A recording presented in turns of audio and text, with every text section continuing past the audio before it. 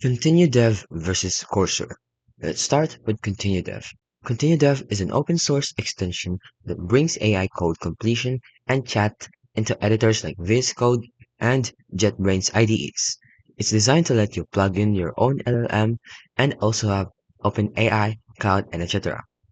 Now, Cursor is a standard standalone AI-first code editor built on VS Code, with deep native integration of ChatGPT style models, refactoring tools, and contextual chat.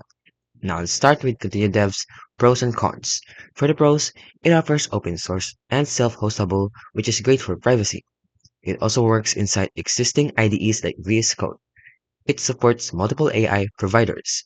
It is lightweight and customizable, and it is free to use. Now for the downside is though, it requires an external API key setup and fewer intelligent features compared to Cursor, and it lacks the deeper code-based awareness. Now for Cursor, Cursor's pros and cons. It offers purpose-built for AI native coding. It also has a powerful refactoring, edit with AI, and inline chat. It also has and remembers project context for better suggestions. It also has a fast performance and also frequent updates. And lastly, it has a tight GPT-4 and cloud integration.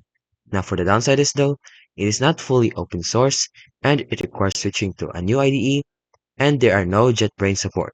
So use Continue Dev if you love your current IDE and use Cursor if you're okay with switching editors and want the most advanced AI native coding experience.